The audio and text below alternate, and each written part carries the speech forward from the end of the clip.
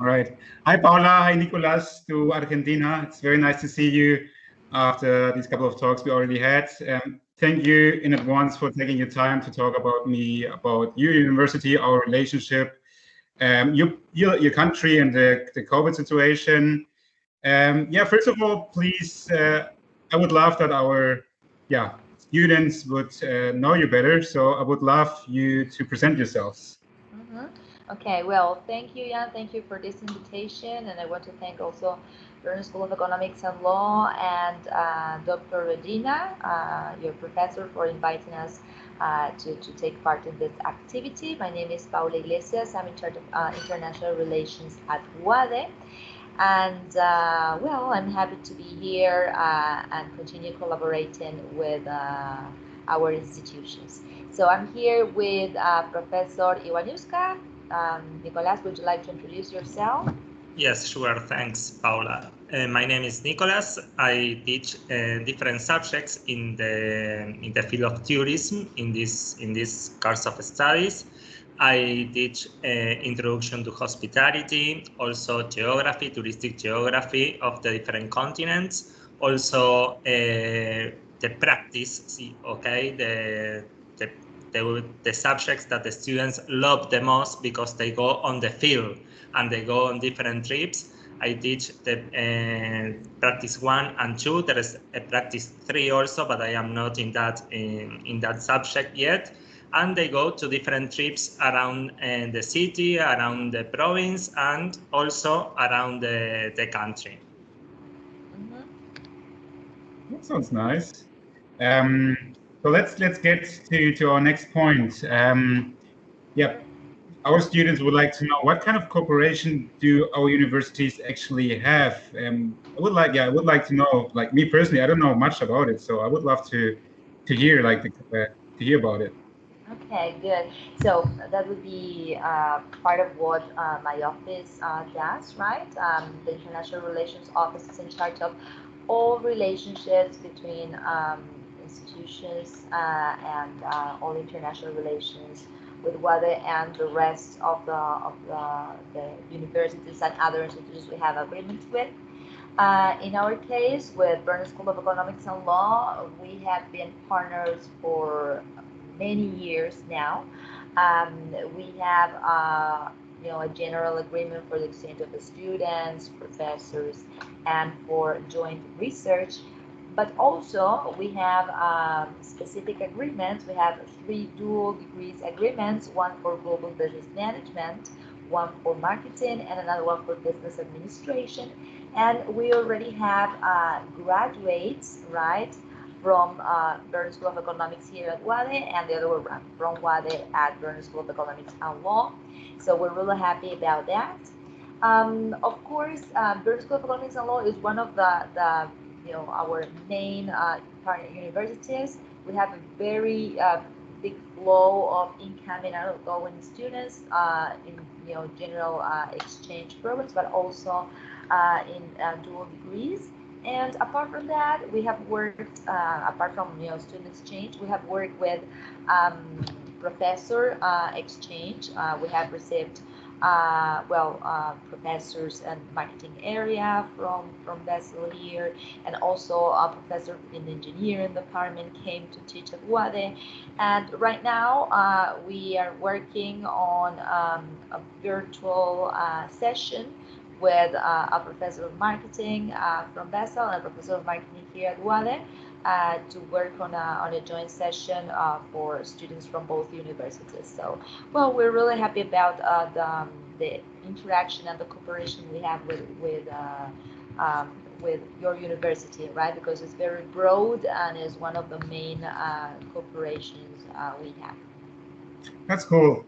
You already mentioned, Paula, that they're like exchange of students between both of universities.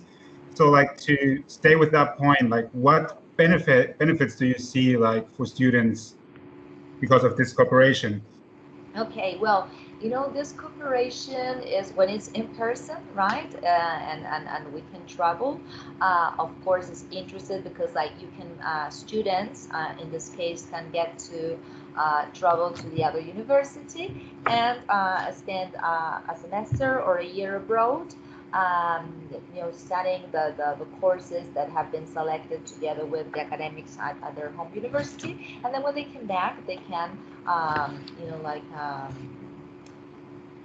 In a way, make those courses validated in their home institution, and that is something very interesting because like you get to study at another university, you get to learn probably a new language or practice a new language, you get to meet new friends and new contacts probably for your future academic and professional life. You get to learn and to see your course of studies from a different perspective, right? Because like you learn about that subject, but in another country with a different context. So it's very it's an advantage for students, and of course. In this time of COVID, well, we have at this moment the possibility of virtual exchange when possible. And by the way, at this moment, we're having a student from your university doing the dual degree in an online format, right? So this is something that we are also working on, and that's also very beneficial, right? Because from your hometown, yes, you can continue studying at another university and get to know other people and other cultures. So that's something really, really interesting. Yeah, it is. It is really interesting and indeed very, very helpful for the students, like to get some new perspectives on like what they've learned. You also partly mentioned the benefits like the your university has in Buenos Aires. So like you already mentioned, like this, you working on a virtual session with our university. But like apart from that, like where else do you see benefits for your university or like for our university in this cooperation? Well, this type of cooperations, of course, they are carried out because like they're beneficial for all the parties involved, not only for students but also for institutions, for professors, for research. For example, in this case, we're doing this activity because our universities have an agreement, and well, we have been working together for a long period of time. So this is one of the benefits that we can very easily see in this moment, right? Well, when you have this type of agreements, like you can get to work together. So anytime that you need a guest speaker for a course, or if you want to expand the possibilities for your students to get an international perspective of their course as well, you just reach out to your partner university and try to work on your project. If there are some, let's say, research papers that you're working on, and maybe you want to add a researcher, international researcher, well, you get to you just call your partner university and see whether they are interested in that. So there are a lot of interesting benefits, and well, probably the main benefit in our case with your university is that in some of the programs, in our case in 3 programs, we can students can come or they can go there, and after a year of study they can have a dual degree, and of course another and this type of exchange is very important, specifically because sorry, there's a lot of noise here. Don't worry, it's all right. Another benefit is because students, they pay at their home universities, right? They don't pay at the partner university, so that's something very important. No, that's cool. Thank you for explaining that really detailed. It gives a really good impression on like how the universities are working together and which benefits all of us have through that cooperation. So now I would like to make a turn to your beautiful country itself. Could you tell me a little bit about your country? Which places should people visit once they're in Argentina? So that people get an impression, like a little impression of your country. Okay, Argentina is a country that has many latitudes, so it's a long country, so you are going to find different climates, and these climates have different landscapes. We have the country divided into 6 touristic regions. The first region is the region of the north, in the northwest area of Argentina, where you can find this high desert, where there is one UNESCO heritage site called Quebrada de Humahuaca, which in fact it's a mix, because the Quebrada de Humahuaca is a mix between the nature and the culture. So all that makes it unique. Also, you have in that area the train of the clouds, or the train to the clouds, where you can take a high train in the middle of the clouds, and it's a really impressive view. Also, you can drink some wine there with an special that type of wine, which is Torrontés. It's a type of wine, of white wine, that is special for that region. Then we have the other region to the northeast, where you can find another heritage site of UNESCO, which is the waterfalls, the Iguazu Falls. There, it's well known. It's one of the 7 new wonders of the world. So it is a marvelous place to go, the Cataratas del Iguazu.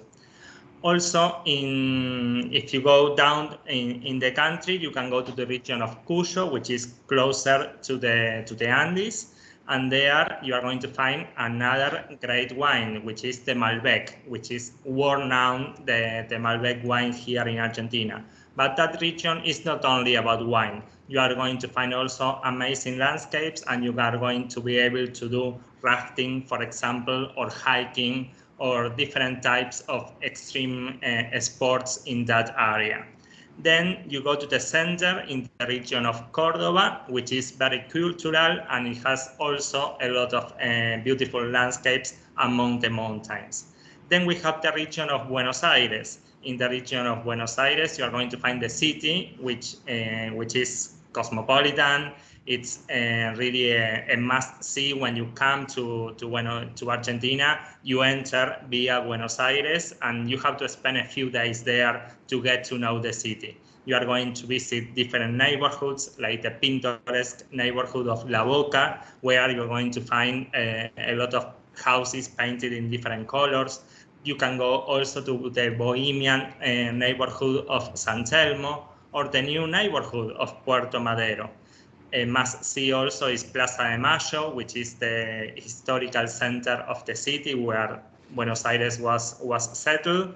And another visit that you cannot miss is Recoleta, the Recoleta Cemetery, and also go to Palermo, to that neighborhood, which is really trendy, and you also can find some green areas in that part. And if we go down south, we are going to visit the last region, which is Patagonia. Patagonia is divided into 2 different environments. The environment close to the Andes, and the one close to the Atlantic Ocean. If you go to the Andes, you are going to find ski resorts, a lot of snow, a lot of lakes. We have one circuit called the 7 Lakes Circuit, where you are going to visit 7 different lakes in between the mountains, which is a wonderful experience. I have done it myself, and it's amazing. If we go down south, you are going to see the glaciers, and you can go also to the end of the world, to Tierra del Fuego, and visit that area. And in the area close to the Atlantic Ocean, you are going to be able to see more whales, for example, the whales, the sea life, the sea lions, and they are in Peninsula Valdez, which is another heritage site from UNESCO. So that's a quick glimpse of all we can do. And also we cannot forget the music, the tango, which is, we are the land of tango, especially in Buenos Aires. Yes, And please, remember that in Buenos Aires is where our university is located, right? Our university is located in the capital of Argentina, which is Buenos Aires. So we are right there, next to or near, let's say, our obelisk, which is our national landmark. So, well, we hope to to receive more and more students from your university in the near future. Mm-hmm.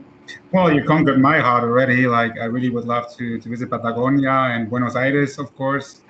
So yeah, you made it hard for me to come there as soon as possible.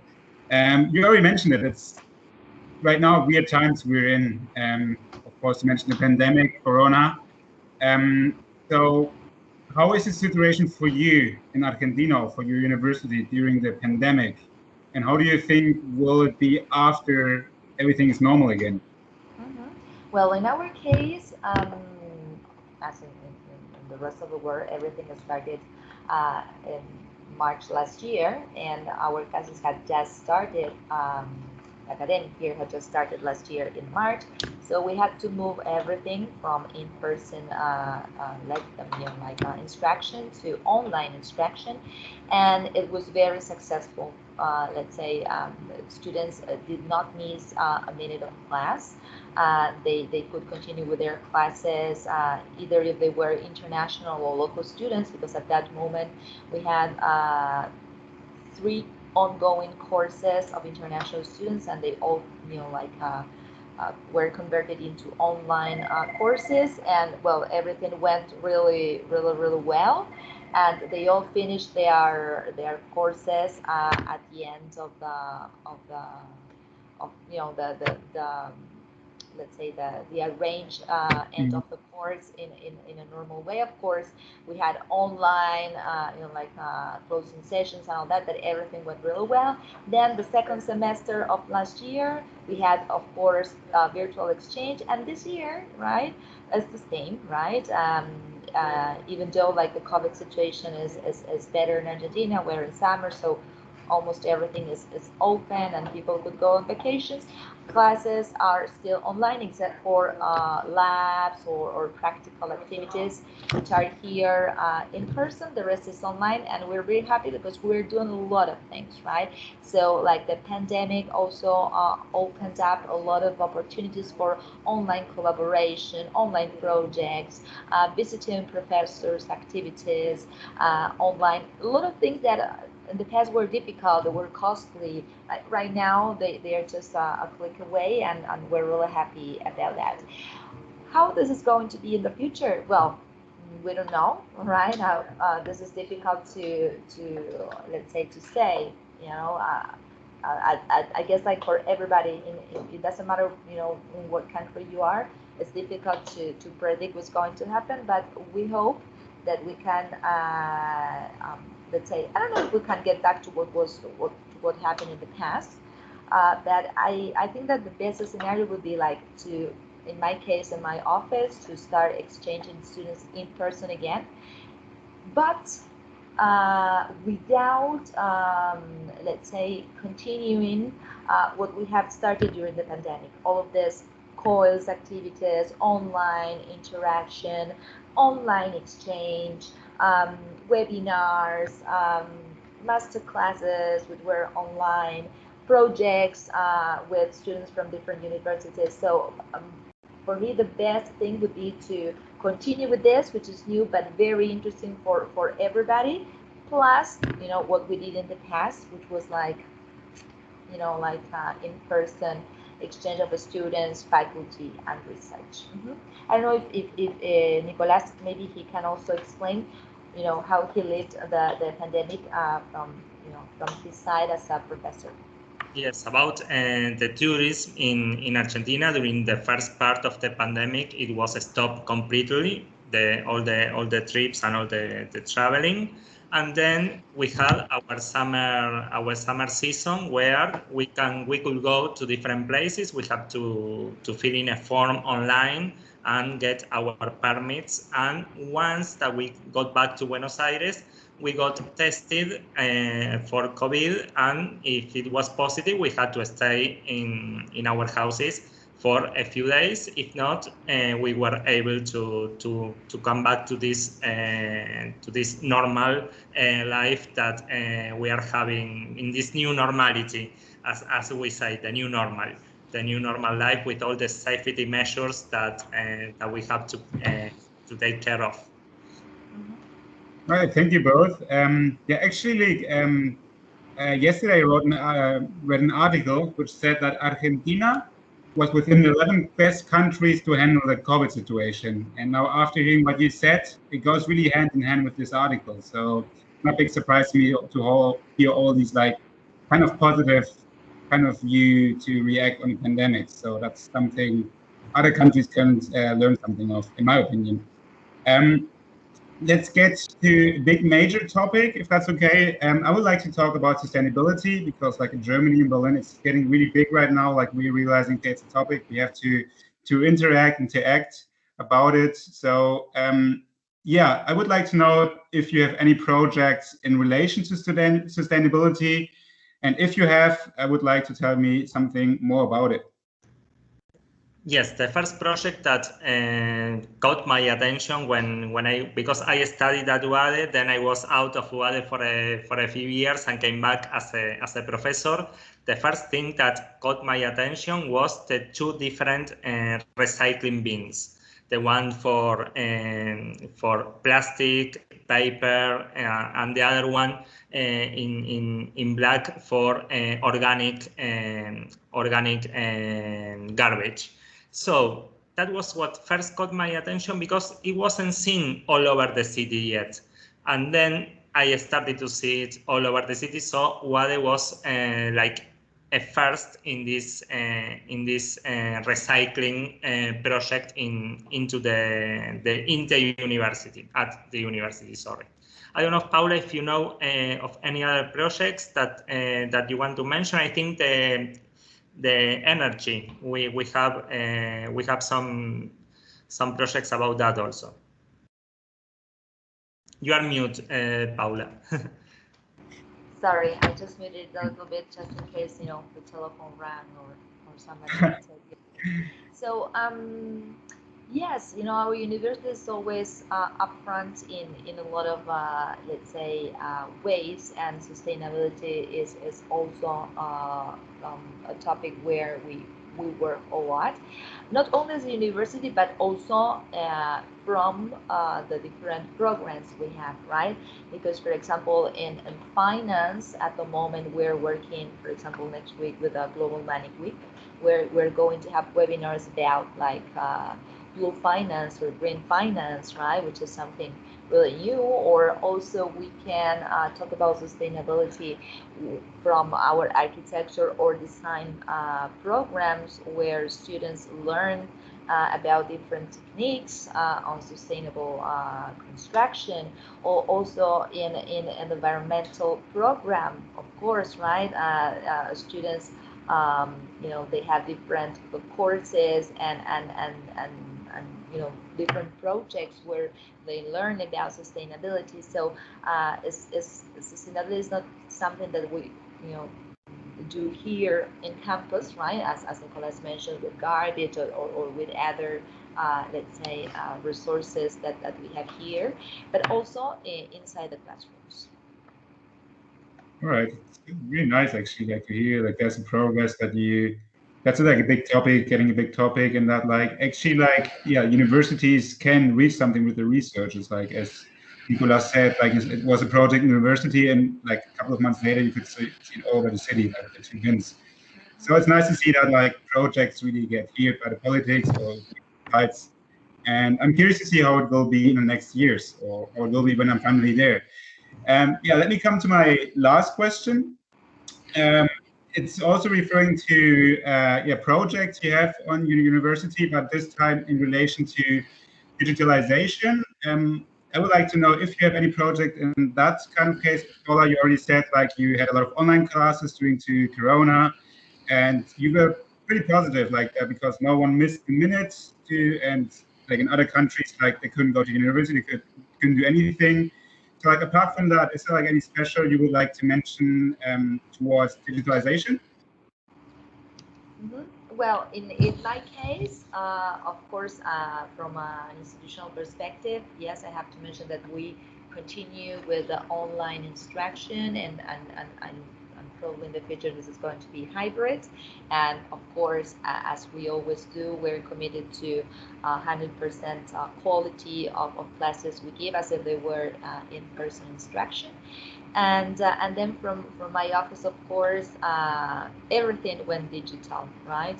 From nominations to applications to exchange programs,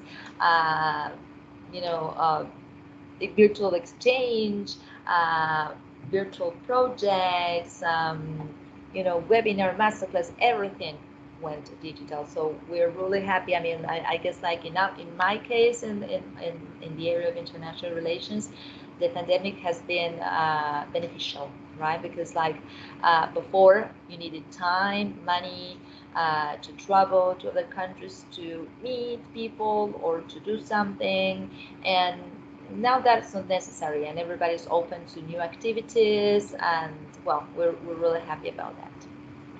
And in my case, as a teacher, I had the benefit of not handing in more photocopies, because now we have all digitalized. Sometimes when we work with maps or with different stuff, especially in tourism, where they have to mark the maps and things like that. Now they are all digital, and the library, the UADE library, has all different versions, electronic versions of their books, of the textbooks.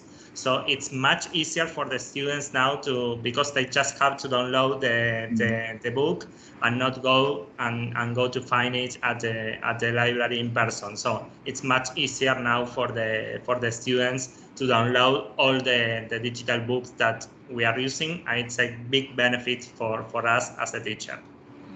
And also it's sustainable, as they have to print less. It's also good for the environment. So sure. Another extra point for that.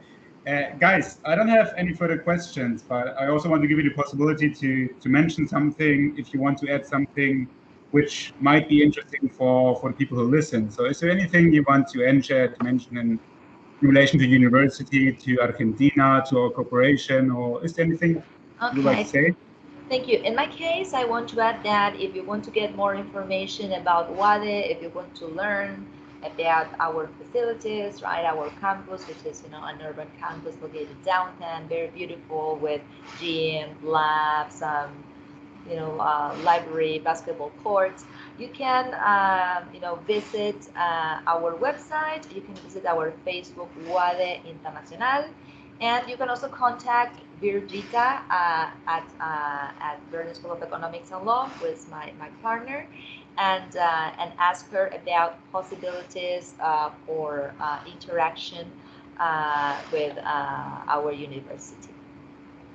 Well, thank you. Yeah, like we will definitely show all these links in the description of the video once it's published, so it's easy for listeners to get the necessary context and information. For my part, I really want to say thank you to both of you for really taking the time for making things that clear. It's a big honor for me. Really, I love your country. I really want to come over as soon as possible. And yeah, thank you from the bottom of my heart, like for taking the time and like explaining everything so detailed and so well.